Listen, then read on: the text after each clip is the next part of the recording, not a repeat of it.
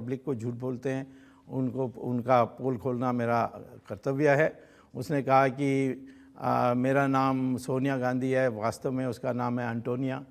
उसने कहा कि मैं कैम्ब्रिज यूनिवर्सिटी में पढ़कर इंग्लिश में डिग्री ली, पता लगा कि वो 5वीं क्लास पास नहीं है और कोई ऐसी डिग्री नहीं है। उसने हम लोगों को फासिस्ट कहती है, परंतु उसका पिताजी जवान थे हिटलर के आर्मी में, और हिटलर ने जब रशिया में आक्रमण किया तो वो गिरफ्तार हुए थे, रशिया के जेल में थे। बगैर सबूत के आप किसी के बारे में कुछ भी कह सकते हैं? सबूत है, इसीलिए तो मेरे ऊपर कोई मानहानि की केस डाल ही नहीं सकते। तो मैं तो तैयार हूँ, बैठा हूँ, जो हो डाले।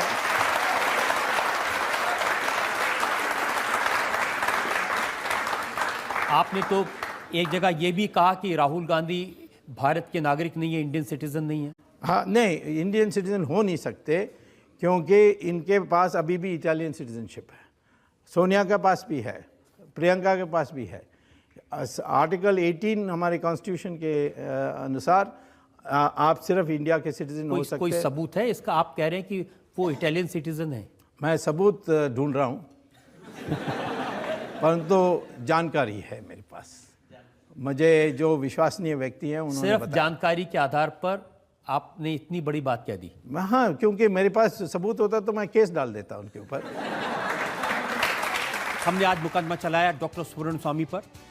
हमने उनसे पूछा उनके बेसिर पैर के इल्जामात के बारे में, हमने उनसे पूछा उनके बेबाक तरीकों के बारे में, हमने उनसे ये पूछने की कोशिश की वो सोनिया गांधी और राहुल गांधी से इतना नाराज क्यों हैं, उनके इतने खिलाफ क्यों हैं।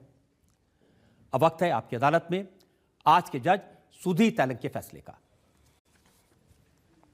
सुब्रमण्यम स्वामी साहब की एक ख़ास आदत है कि वो हमेशा कंट्रोवर्सीज़ को कोट करते हैं और कंट्रोवर्सीज़ को कोट करने के बाद ये सुर्खियां बटोरते हैं और फिर सुर्खियों में इनको मज़ा भी आता है। लेकिन एक बात माननी पड़ेगी कि कहते हैं कि मालिक की अगाड़ी और घोड़े की पिछाड़ी बड़ी खतरनाक होती है। स्वामी जी के आगे खड़ा होना भी मुश्किल है और इनके पीछे खड़ा होना भी मुश्किल है, इसलिए लोग इनसे कोसों दूर रहते हैं। लेकिन एक बात माननी पड़ेगी कि ये बड़े बड़े ताकतवर लोगों से हर वक्त युद्ध करते रहते हैं, इसलिए ये बहुत निर्भय हैं और बहुत निडर हैं, इसके लिए इनकी तारीफ करनी चाहिए। एक बात और है कि ये सोनिया गांधी और उनके परिवार के पीछे हाथ धोकर पड़े हुए हैं काफ़ी लंबे वक्त से। अगर ये दूसरे परिवारों के भी पीछे पड़े और भारत से जो परिवारवाद है जिसमें मुलायम सिंह के परिवार भी हैं, करुणानिधि के परिवार हैं, उन सबसे अगर लोगों को छूट दिलवाएं तो ये सही मायने में लोकतंत्र की सच्ची स्थापना करने में सहायक होंगे और लोग भी इनका समर्थन करेंगे। एक बात और कहूँगा